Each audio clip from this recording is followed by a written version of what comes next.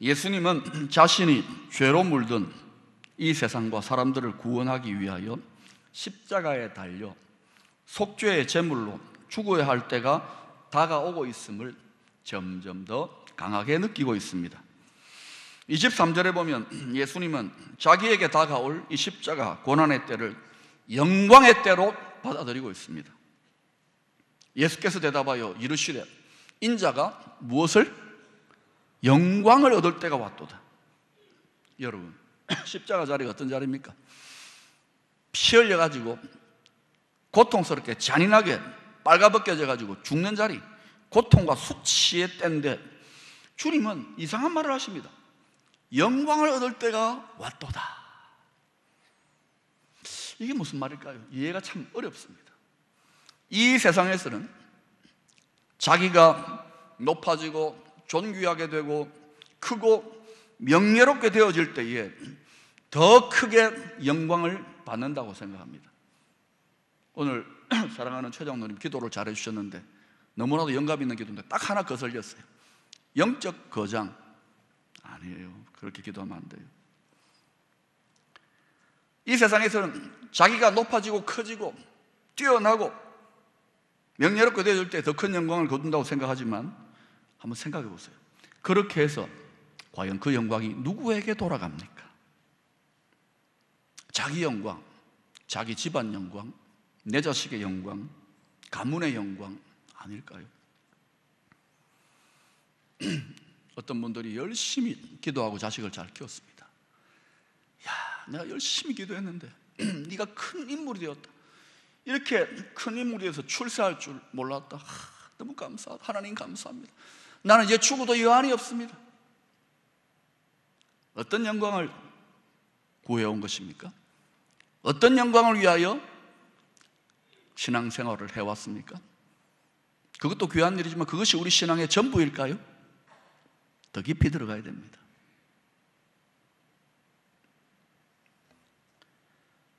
그러나 하나님 나라의 원리는 사실은 정반대로 갑니다. 낮아질 때 높아지고 섬길 때 큰 자가 되고 낮아지고 섬기는 것을 넘어서서 비참하게 진지겨질 때 더 높아집니다. 믿지를 않으니까 아멘도 안 해요. 빌립보서 2장 6절에서 바울은 예수님에 대해 성령의 감동을 따라 이렇게 설명하고 있습니다. 그는 근본 하나님의 본체시나 하나님과 동등됨을 취할 것으로 여기지 아니하시고. 무슨 말입니까? 가장 높으신 존귀하고 영광스러우신 하나님 아버지처럼 예수님이 똑같이 크고 똑같이 높고 똑같이 영광스러운 분이라는 것입니다. 하나님이 1등이고 예수님이 2등이고 성령님이 3등이고 그런 게 아닙니다. 삼위일체 하나님은 똑같이 그 위격은 다르지만 하나이신 똑같은 삼위일체 하나님이신 줄로 믿습니다. 그 영광은 동등해요. 1등이고 2등이고 3등이고 아니라는 거예요. 예수님 하나님 아버지의 영광의 보좌, 하나님 아버지의 높이하고 똑같습니다. 그걸 바울이 지금 이야기하고 있는 거예요. 1등, 2등, 3등 이렇게 이야기하면 그건 성경을 잘못하는 것이고 이단됩니다. 그런데 하나님 아버지하고 똑같이 높고 영광스러운 그런 독생자 아들 예수님이 이 땅에서 낮아지고 섬기는 정도를 넘어서서 비참하게 십자가에서 으깨어지고 찢기우고 수치를 당하고 죽겠다는 것입니다. 자, 그렇다면 그렇게 해서 누구에게 영광이 돌아갈까요? 인간적인 세상적인 눈으로 보면 비참하게 조롱거리가 된 것 같은 수치스러운 일인데 누구에게 영광이 돌아갈까요? 그런 크신 분이 낮아지고 비천해집니다. 자기 영광이 아닙니다. 누구에게, 어느 집안에, 어느 나라에 이 영광이 돌아갈 것 같습니까? 고린도전서 4장 13절에서 바울은 사도가 된 자신들이 세상의 더러운 것과 만물의 찌꺼기같이 되었도다라고 증거합니다. 자신들이 찌꺼기 취급받은 것이 복음을 전하는 사도들이 사람들이 무시하고 핍박하고, 그래서 찌꺼기처럼, 세상의 오물처럼 여겨지는 것이 너무나도 원통하고 억울해가지고, 아이고 하나님, 사도질 못해 먹겠습니다. 아이고 하나님, 목사질 못했습니다. 선교사질 못해 먹겠습니다. 장로질 못해 먹겠습니다. 이렇게 해서 하소연하고 있는 말씀이 아닙니다. 바울은 장차 도래할 영광스러운 교회의 시대를 바라보면서, 하나님 아버지, 저희들은 오물 취급을 당해도 좋아요, 찌꺼기 취급을 당해도 좋아요, 충만한 기쁨 속에서 미래적인 비전을 보면서 장차 도래할 그 영광을 바라보면서 기쁨으로 그 길을 걸어갔던 거예요.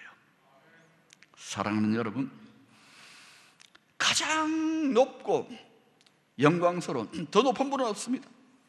그런 예수님도 십자가에서 세상 사람들로부터 짓밟히고 으깨어지고 수치와 부끄러움과 조롱을 당하고 오물 취급, 쓰레기 취급을 당할 때에 예수님 열받아가지고 불을 떨어뜨려가지고 다 죽여버리지 않았습니다. 그대로 당하셨습니다.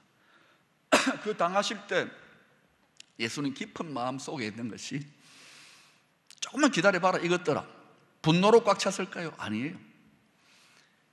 이 일로 인하여 장차 도래할 교회의 영광, 하나님 나라의 영광, 하나님 아버지의 영광, 자신에게 덤으로 더하여질 영광을 바라보시면서 달게 기쁨으로 그 모진 고통을 인내하며 참아내셨습니다.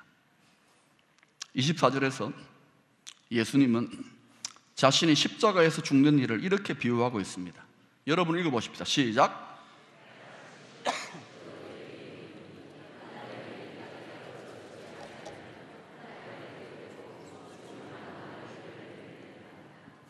예수님이 자신을 하나님의 미랄, 즉 씨앗으로 생각하고 있다는 거예요. 여러분, 신구약 성경을 깊이 읽어보세요. 그러면 성경 안에서 씨앗 전쟁이 벌어지고 있다는 것을 깨닫게 될 것입니다. 첫사람 아담과 하와의 타락 이래로 인류의 역사가 여기까지 와 있습니다.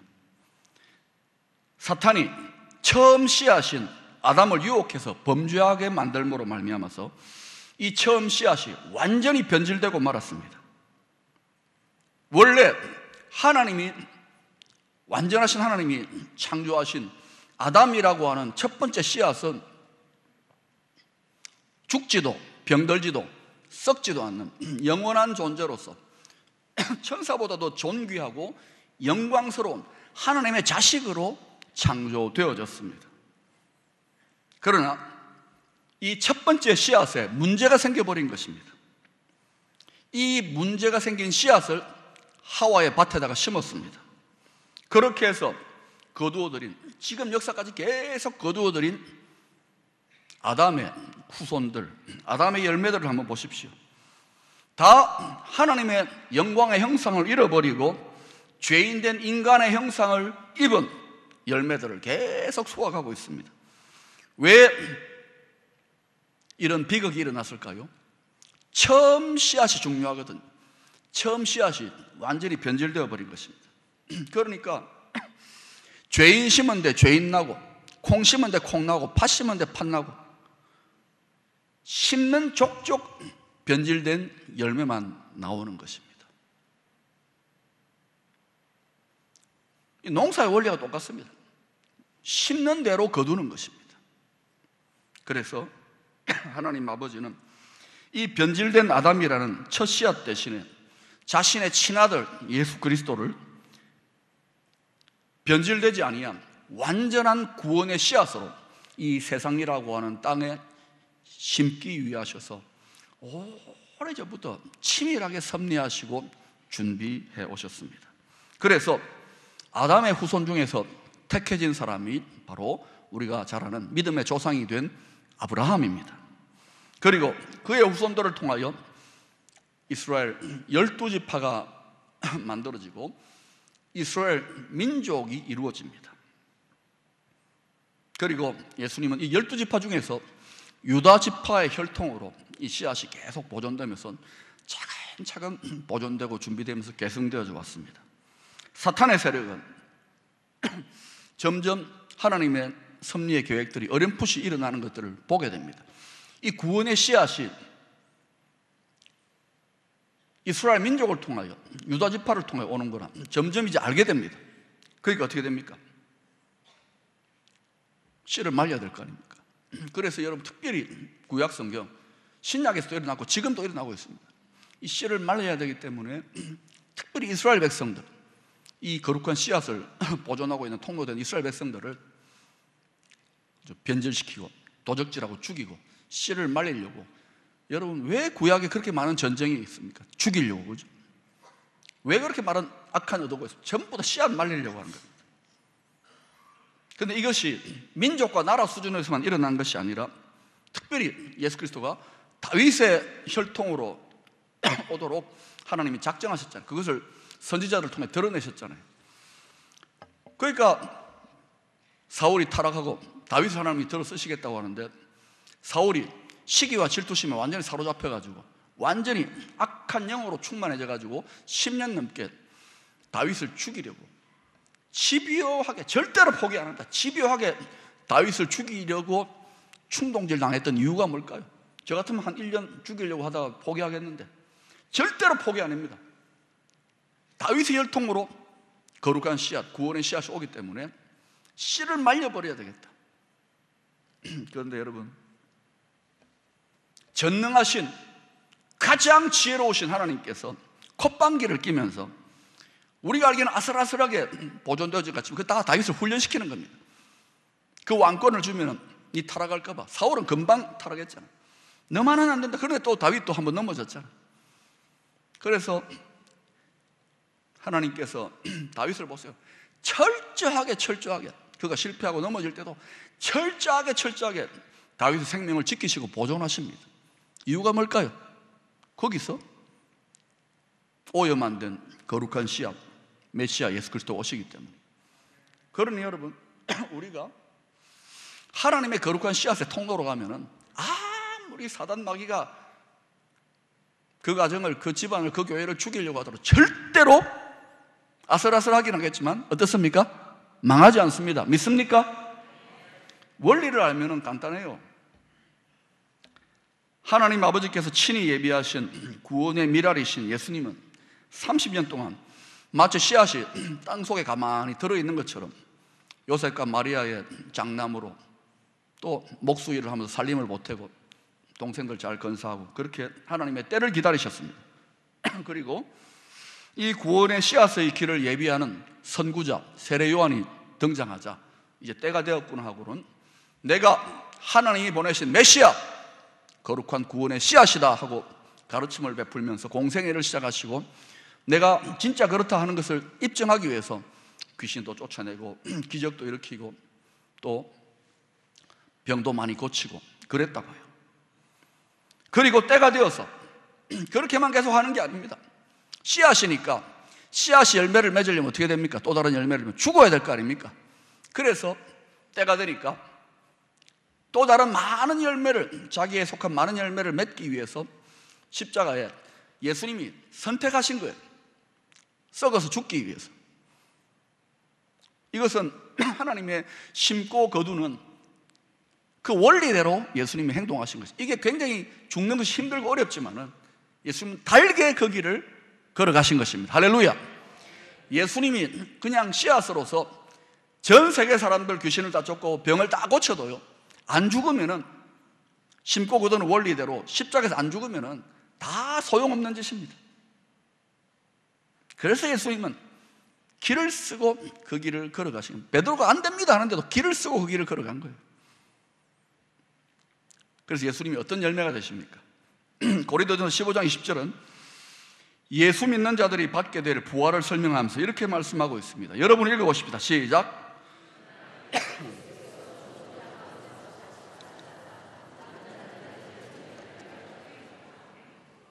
한 알의 구원의 씨앗으로 심어져 죽으신 예수님이 하나님 아버지의 능력으로 부활하여서 스스로 그 이후로 예수를 믿게 되는, 예수에게 붙어지는 수많은 성도들을 위한 부활의 첫 열매, 부활의 첫 샘플이 되어주신 것입니다. 그리고 여러분, 바울 서신을 보세요. 예수 믿는 사람들을 열매라고 이야기합니다. 또 각 지역에서 처음으로 예수 믿게 된 사람들을 첫 열매라고 그러는 거예요. 사랑하는 여러분, 저와 여러분은 삼위일체 하나님의 놀라우신 도우심과 그 뜻에 순종했던 많은 사람들의 헌신과 땀과 노력을 통하여 예수 그리스도를 믿는 구원의 열매가 되셨습니다. 이 중에 어떤 분들은 자기 집안에서 처음으로 예수를 믿게 된 구원의 첫 열매도 있을 것입니다. 예수 믿는 집안이 3대 4대가 되면은 시험이나 환란도 그렇게 드라마틱하지 않습니다. 왜냐하면 싸우는 군사가 많아요. 군인들이 좀 시원찮아도 아무리 원수가 공격을 해도 군사가 많으니까. 그러나 믿지 않는 집안에 드글드글하는 가운데 혼자 싸운다. 아무리 잘 싸워도요, 제가 옛날에 1당 17까지 한번 싸워봤거든요. 18명째부터는 제가 못 당하겠다고요. 첫 열매, 집안의 첫 열매, 지역의 첫 열매는 혼자 싸우면 절대 안 됩니다. 반드시 더 큰 집안인 교회에 붙어 있어야 될 줄로 믿습니다. 그리고 싸우는 방법을 잘 택하면 다 30년 걸릴 거 3년 만에 풀어질 수 있을 줄로 믿습니다. 사탄의 세력들이 씨를 말리려고 하는 많은 방해와 유혹들이 우리들 가운데 있었음에도 불구하고 저와 여러분이 예수를 믿어서 구원의 열매가 되어서 하나님의 곡식 창고인 예배당에 앉아서 하나님께 예배를 드리고 있다. 이 사실은요, 깊이 알고 보면 이거는 기적 중의 기적, 기적 중의 기적. 그러나 명심하십시오. 내가 여러 성도님들의 기도와 헌신과 하나님의 도우심으로 구원의 열매가 되었습니다. 할렐루야! 그것으로 끝난 게 아닙니다. 그것으로 끝나버리면 하나님의 원리대로, 농사짓는 상식대로 절대로 더 많은 열매가 여러분의 삶에 아무리 기도 많이 해도 나타나지 못합니다. 아무리 귀신을 쫓고 능력을 행하고 온갖 난리를 쳐도요, 떨어져서 썩고 죽지 아니하면, 자기를 부인하고 자기의 정과 욕심을 십자가에 못 박지 아니하면, 날마다 죽지 아니하면 절대로 농사의 원리대로 여러분의 삶에 나타나지 않습니다. 그토록 좋아하는 것들. 그런데 죽지는 않고 주세요, 그러니까 하나님이 죽어라, 주세요, 죽어라, 주세요, 죽어라, 이걸 한평생 하다가 천국 가서 보니까 내가 비참하구나, 내가 이렇게 더디 깨달았나. 여러분, 신앙의 세계, 영적인 세계는 한 번 헤매어 버리면 최소한 40년입니다. 40년, 광야 40년. 빨리 눈을 뜰 수 있기를 축원합니다. 사랑하는 여러분, 하나님은 구원의 열매가 된 우리들이 그냥 하나의 열매로 머물러 있기를 원치 않습니다.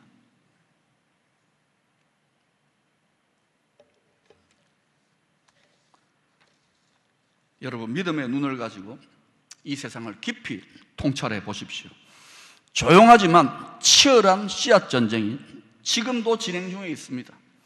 하나님은 끊임없이 하나님의 나라가 강해지기를 위해서 거룩한 씨앗들을 모으고 보존하고 무장시키고 자라나게 합니다.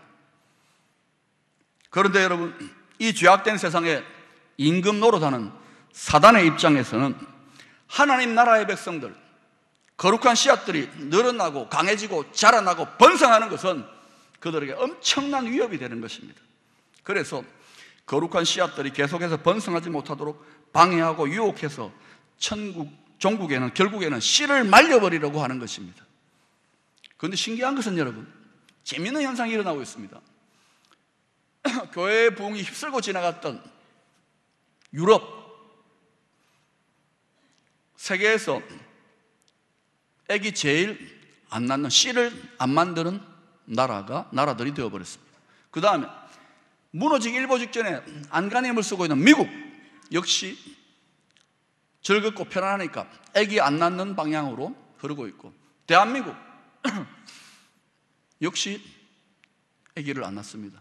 얼마 전에 뉴스를 보니까요, 세상에 우리 대한민국이요, 최근 통계를 보니까 애기 안 낳는 분야에서 전 세계 나라들 다 물리치고 금메달을 땄습니다. 여러분, 국민 여러분 기뻐하십시오. 우리도 금메달 따는 게 다 있어요.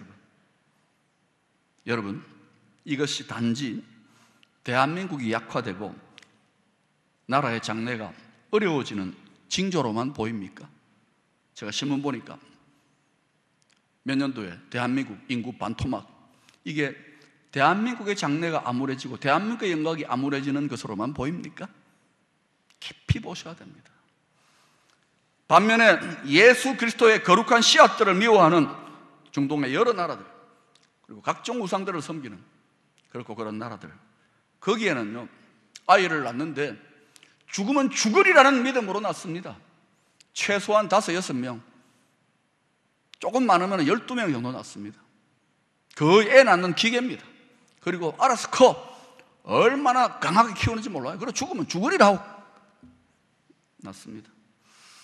여러분, 앞으로 이 세계가 어떻게 전개될 것 같습니까? 혹시 하나님의 거룩한 씨앗들이 자꾸 줄어들어서 나중에는 형편없이 약화되고 씨가 다 말려버리는 일이 일어날지, 세력이 약화되어서 큰 고통을 겪게 될지 누가 알겠습니까? 하나님 아버지께서 타락하기 전에 거룩한 씨앗인 인간을 창조하신 근본적인 뜻은 이 세상을 생육하고 번성하여 땅에 충만하여 다스리고 정복하라고, 이 세상에 하나님, 만왕의 왕이신 하나님의 분봉왕이 되어서 왕같은 존귀와 영광으로 하나님 아버지 영광을 돌려드리라고, 그것이 하나님 아버지의 뜻이었어요. 이 하나님의 온전한 뜻을 위하여 하나님 아버지께서는 지금도 성실하게 거룩한 씨앗들을 모으시고 지키시고 무장하여 보존하고 계십니다. 하나님 절대 포기하지, 하나님 너 뛰어나세요. 이 하나님의 온전한 뜻을 위하여 거룩한 씨앗들은 우리가 세상이라는 땅에 심어져 있습니다. 그러나 죽어졌습니까? 썩었습니까? 타락한 본성을 따라 자기 영광, 자기 자존심, 내 가정, 내 새끼, 상처가 조금만 자존심이 상해도 교회 안 나간다,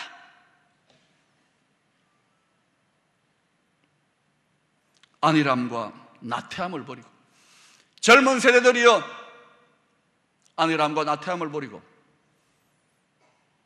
선대들보다 더 잘 믿어야 되고 더 영광스럽게 이 땅을 다스리고 충만해야 되는데, 교회 안에 가두어 놓는 비전 때문에 열방을 호령하고 다스려야 될 젊은 세대들이 편안함에 바을에 길들어져 가지고 그저 애기 잘 키우고 편안하게 즐겁게 세련되고 큰 교회 와가지고 편안하게 즐겁게 주차장 바닥에서 뒹구는 것이 축복인 줄도 모르고 편안하고 즐겁게 열매들을 다 까먹고 있지는 않은지요. 안일함과 나태함을 버리고 용기를 내어서 계속 심고 죽어지는, 그래서 더 많은 열매를 맺는 은총이 일어나게 되기를 바랍니다. 우리가 이 하나님의 뜻을 깊이 통찰하고 이 길을 가게 되면 반드시 그 나라, 그 가문, 그 교회, 그 성도의 가문, 그 성도의 자녀, 그 성도는 반드시 하나님이 책임지고 지키시고 존귀와 영광과 능력과 축복을 부어주실 줄로 믿습니다.